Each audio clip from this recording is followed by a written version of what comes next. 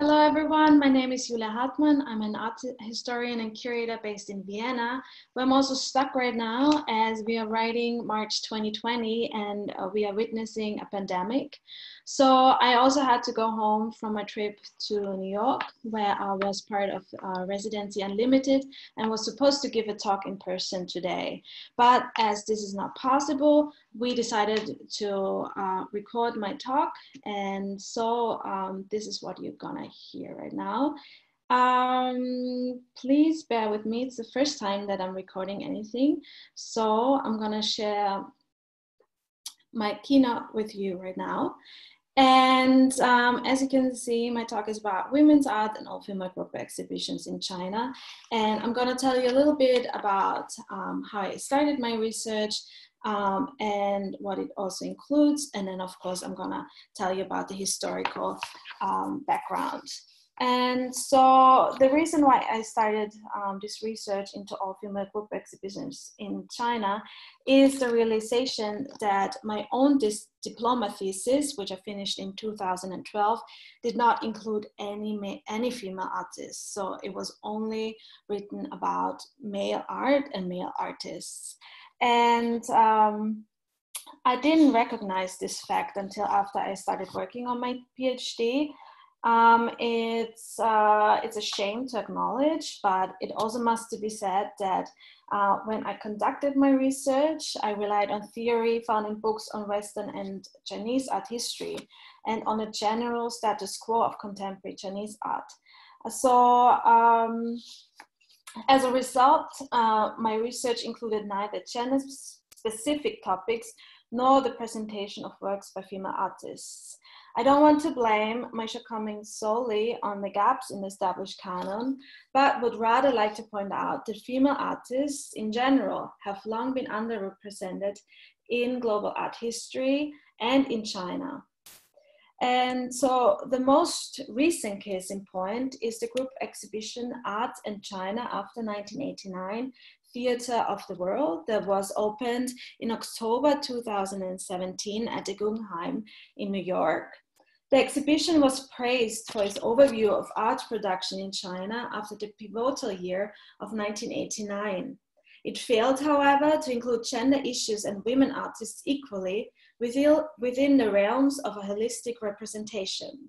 So from a total number of 71 artists and collectives, only 8 were female artists, which means that there was a mere 9% of female participation in a large-scale group exhibition inside of one of today's most renowned art museums. So with my dissertation, I'd like to right some wrongs and also fill some research gaps which focus on tracing an all-female group exhibition history in China since the 90s and on highlighting key protagonists within it. In the course of my studies at the Academy of Fine Arts, I received a stipend to travel to China and conduct research at the Art Asian Art Archive in Hong Kong and the Rockbund Art Museum in Shanghai. So I was lucky to have the chance to dig deep into the history of exhibition making in China. And in New York, I was actually supposed to do some more research on Chinese artists and Chinese American artists and their experiences with all-female group exhibitions in the US. Also before I start my presentation, I want to point out that I won't label women artists and just merely as feminist artists, as in my own experiences and what I read a lot about is that women in China commonly oppose Western feminist values, and they do not want to be associated with the Western feminist art movement. I'm gonna talk about this later on. And so my intention is rather to find different ways to adequately discuss women's art that is critical, radical, and incorporates a strong consciousness of the self and as individuals, but does not necessarily associate with feminism or feminist art. So my research on pioneering all-female group exhibitions and the development of so-called women's art in China since the 1990s should strengthen the argument that female art production must not merely be generalized as women's art or feminist art. Instead, I propose that a female consciousness, which can be generally defined as an awareness among artists of themselves as individual beings and as women, gained momentum in the 1990s due to various factors that led to an unprecedented enthusiasm for and prolific art production by female artists in China's emerging contemporary art scene. So I will first give a brief overview of how and when women's studies, female consciousness, and the public discussion of women's issues entered China in the early 1990s, and of what lay the groundwork for it to influence art production and curating. Following that, I will introduce pioneering all-female group exhibitions organized by Yu Hong, Lia Wen, and Jia Fengzhou, which were among the first of their kind to profoundly change the image of women's art in China. So a closer look into Chinese art historiography reveals that mainly it has been focused on those male artists, curators, and critics who led the dominant discourses on art production up until the early 1990s. A few exceptions like Lin Tianmiao, Yu Hong, and a handful of other female artists received critical attention, but in general, art made by women was rarely associated with avant-garde movements or internationally acknowledged genres. They were either denied critical interpretation or subjected to an essentialized interpretation. If the art did manage to enter the main discourse, it was usually discussed in contexts within the realms of the domestic, of nature, or in relation to the emotional states. The personal was not political in the eyes of male curators and critics. So consequently, the majority of female artists in the 1990s occupied a marginal position within the emergence of contemporary Chinese art, through the use of labels like women's art or feminist art. And many of these artists tended to publicly oppose being identified as such. Lin Miantiao, one of the most outspoken artists on this topic, publicly stated her discomfort, and I quote, "I'm often called a Chinese woman artist, but I would rather say that I am an artist, I am a woman, and I am Chinese." So I want to give you a short introduction on how female consciousness, gender studies entered China in the 1990s. So on an academic level, China witnessed the first series of women's studies publications in the late 1980s. Li Xiaoxiang, arguably the first scholar to bring women's studies to importance in post-Mao China, defined a quote-unquote feminism with Chinese characteristics that emphasized the nation and women as the subject of their feminist values. She was one of the first voices to defend female consciousness, as well as women's active participation in society and their liberation from oppressive patriarchal structures. On a political level, the All China Women's Federation, an organization established by the Communist Party in 1949 and still active, is the official organ that protects and promotes women's causes in China. Both Li Xiaoxiang and the Federation were advocating for the official discourse of women's issues and rights, and thus contributed to the spread of female consciousness and agency in 1990s China. The term "diegui," or connecting to the international track, was based on a developing view that China had been outside the international community for a long time, and in order to connect with it, China had to change its stance on outside influences. Ultimately, the opening up of China also led to the staging of the 4th UN Women's Conference in Beijing in 1995, which lent authority to an emerging discourse on women's rights and gender equality, as well as the development of a greater sense of collective identity among women, and in particular, a greater sense of their own agency. To sum up, the 1990s, and especially the years following 1995, were pivotal in propagating female consciousness and in spreading feminism as an idea in China. This is not to say, however, that Chinese women adopted Western feminist values or even thought of themselves as feminists. As I stated earlier, many rejected a feminist identity and showed no interest in feminism with its Western norms and values. Nevertheless, some immediate positive effects on the status of women in China were palpable, like the establishment of NGOs that supported women's rights issues and increased networking between Chinese women and feminist groups from around the world. So this hopefully gave you a little background into how women's issues were dealt with in the 1990s. And so now I want to talk about art in the 1990s. Many contemporary artists in the early 1990s joined in the search for Chinese modernity and the quest for a new position for the self in society.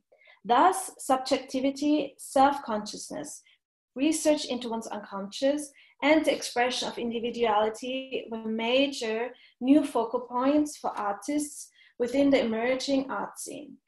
Simultaneously, contemporary art from China began to receive unprecedented historiographical documentation and attention nationally and internationally, which also resulted in high sales, although primarily for male artists on the art market.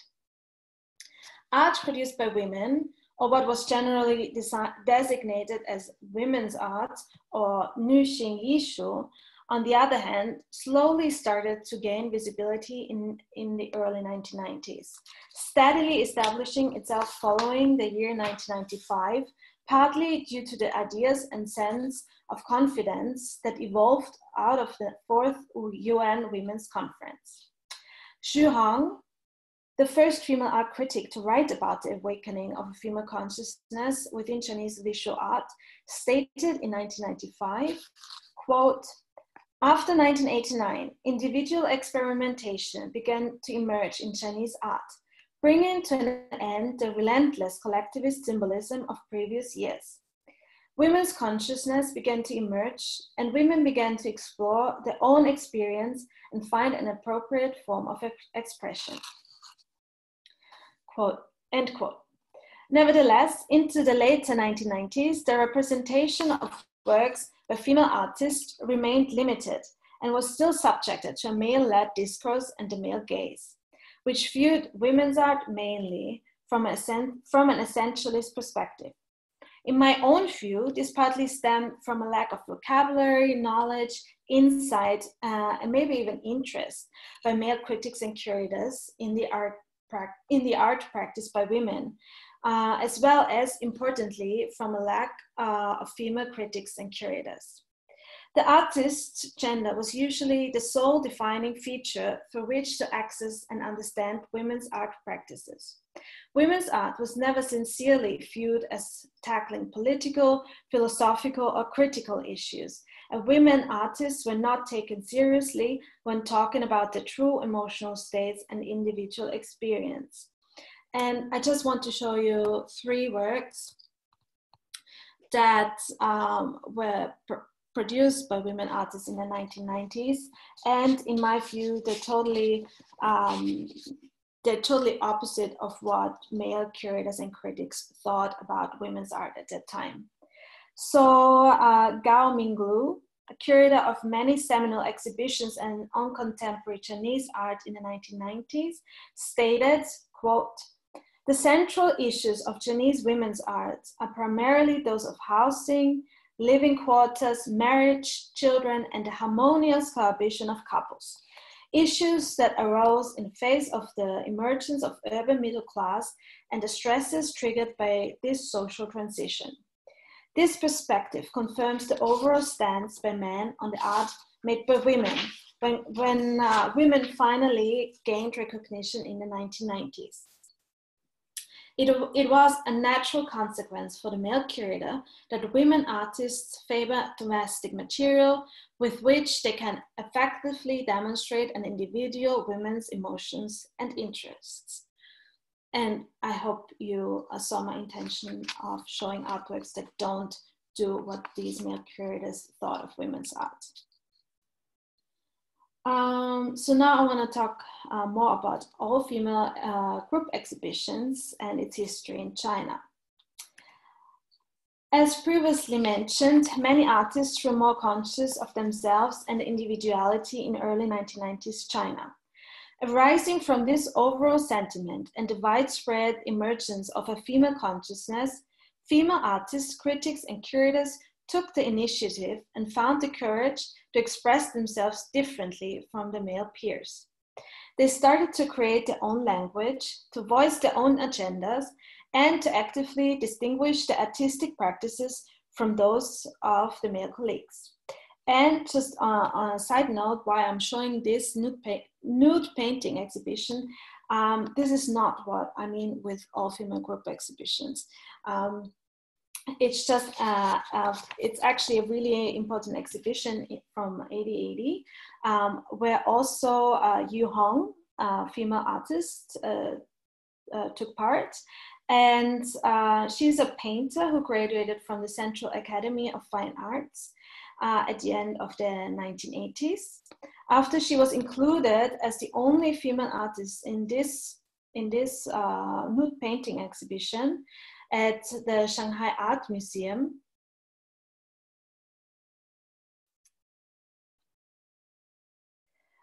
Sorry, I was just confused a little bit. She was invited to organize an exhibition solely with female artists.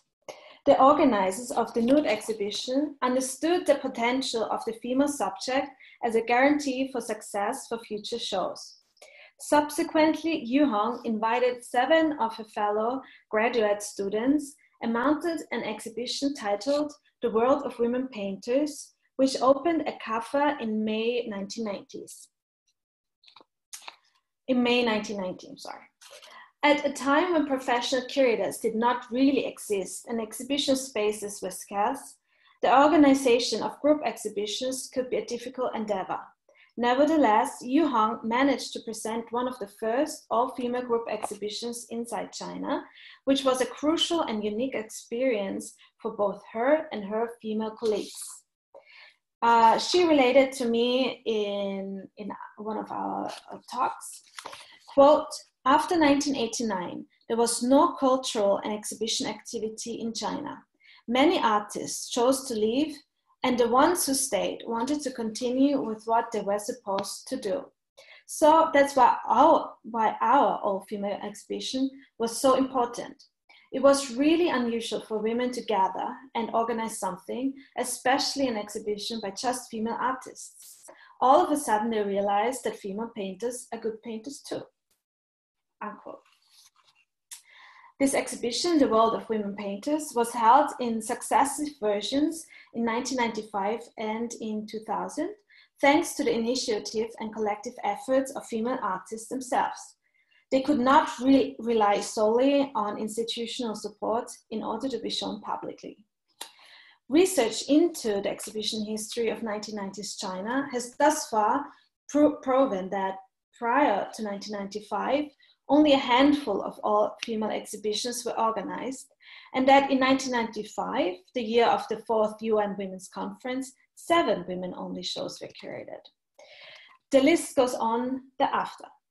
Liu Wen and Zha Fangzhou were among the first curators to conceptualize all-female group exhibitions in China in official museum settings after this pivotal year of the 4th UN Conference.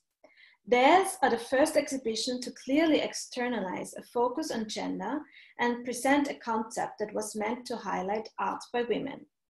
Fortunately, their exhibitions are comparably well documented through catalogues, curatorial texts, biographical information, reviews in art magazines, and installation shots, as they were increasingly aware of the exhibition's historical significance as well as the importance for the artists.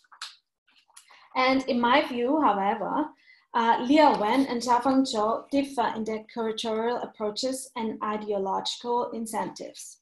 Even though they both put female artists on a map of many curators and critics, I believe that Liao Wen's exhibition projects affected the emergence of a female consciousness within the outward most profoundly. Liao Wen's career started in 1987 when she became a staff writer for Fine Arts in China, one of the earliest publications to report on contemporary Chinese art.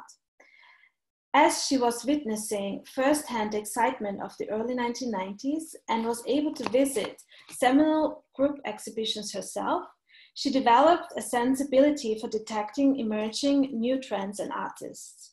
She started to cover unconventional or even politically controversial artworks and styles that she considered to be important.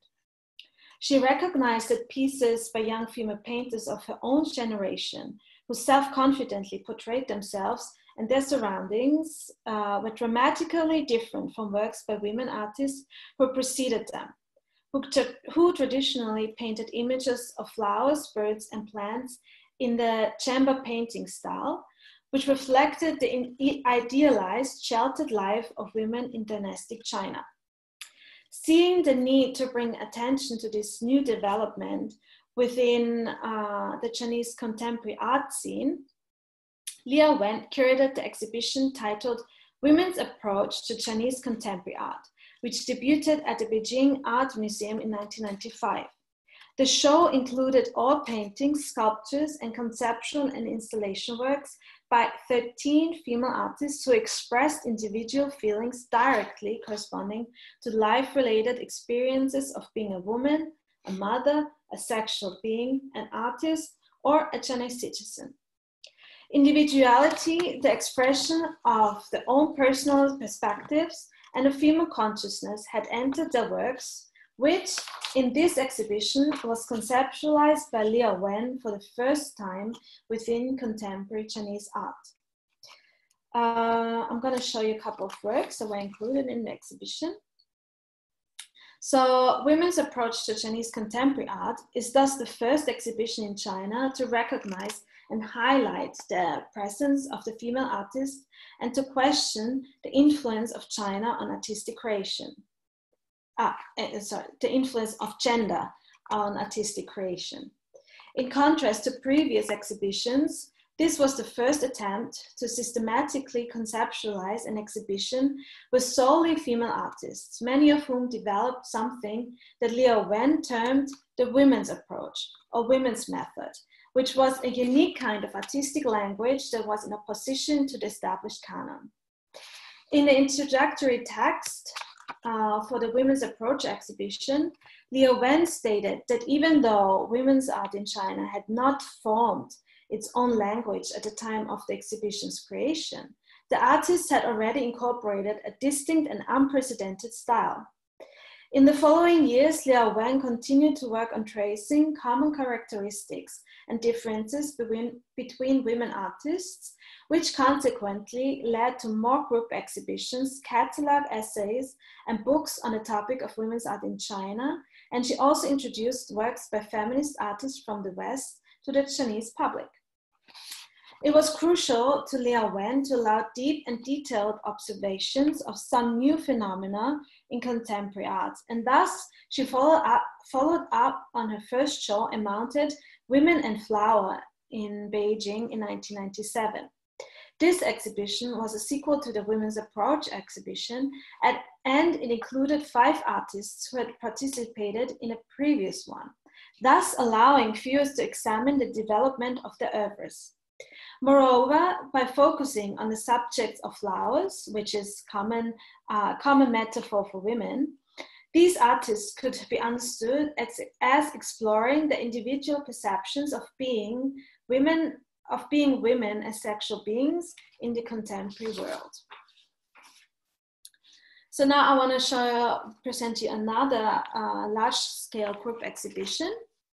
In 1998, Century Woman was held at the National Art Museum of China, curated by Zhao. It included 78 female artists and around 500 works, and was held at various locations in Beijing. The show was China's first large-scale all-female group exhibition, and it featured a curatorial program of unprecedented scale. According to Cha Fangzhou, and I quote, "The exhibition entitled Century Woman is not a group show of women artists in a general sense. The criteria for selecting the work was not determined by the fame or achievement of each individual alone, but focused on whether or not the artist's work demonstrated female characteristics or was experienced from a woman's perspective." He thus clearly distinguished between genders in this exhibition. And he further asserts, quote, "Even her approach to understanding the world, her ways of thinking about and experiencing it are different from those of men. The gender difference becomes the cornerstone upon which women's art makes its foundation and which characterizes its aesthetic independence and spiritual direction," unquote. So in his, oh, sorry, I forgot. I wanted to show you some of the exhibition views. And as you can see, they were all really scrambled together, the works. Yeah, and I guess they ran out of space, so they needed to find some free wall. And this is the cover of the catalog. And in it, Cha Fangzhou ultimately determined the essential characteristics of women's art. And I'm going to present you his findings. And I wanted to say, this is the translation I found in the catalog. I did not summarize it. It's like I really took these points from the catalog. And you're gonna find out why I'm pointing it out. So here it comes.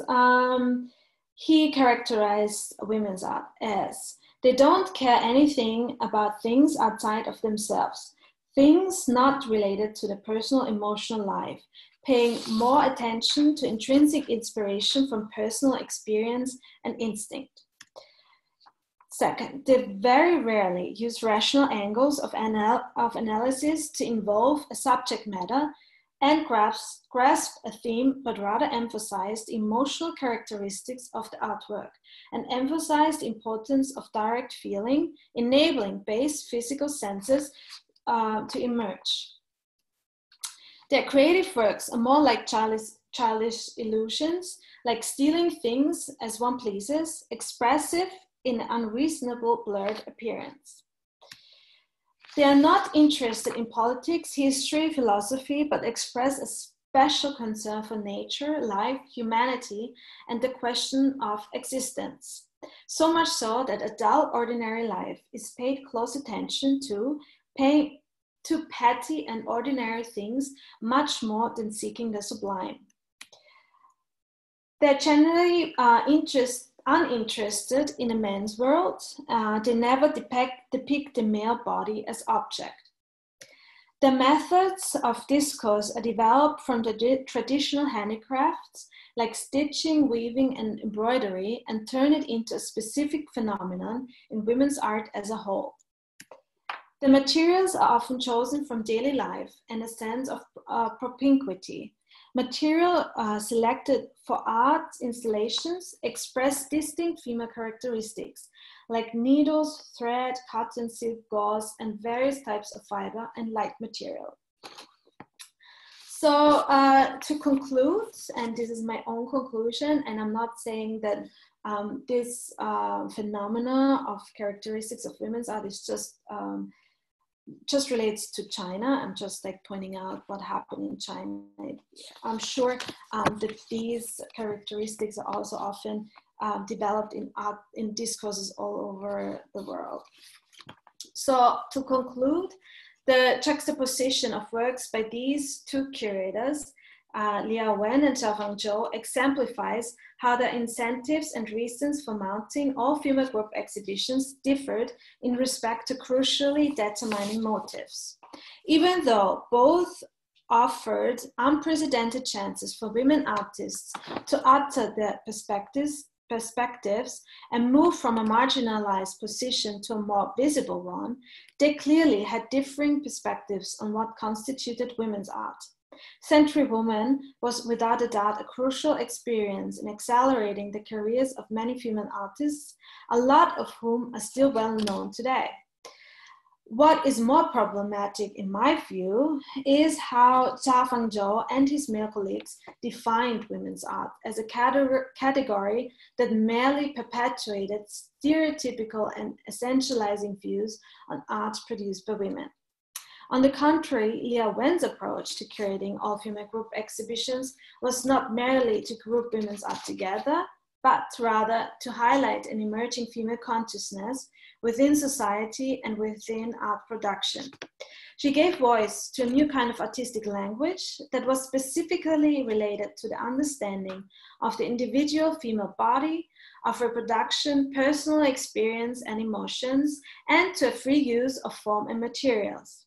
Above all, women's art could rid itself of stereotypical features with which it was too often associated.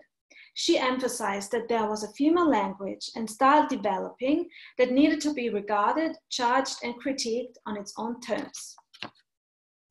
And I'm still working on elaborating how these exhibitions influenced following generations of artists and curators.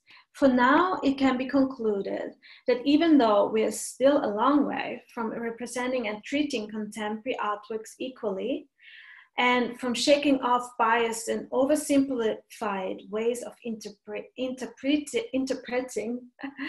art produced by women, we are getting closer to seeing them take action themselves. And I hope this last image shows you that. And yes, I hope you enjoyed my talk and could take something away from it. Unfortunately, we cannot engage with each other in a Q&A right now, but please send your comments, criticisms, questions, further resources, or anything you would like to share to my email address, and which is julia_hartmann@msn.com. And yes, I hope you enjoyed my talk and stay safe.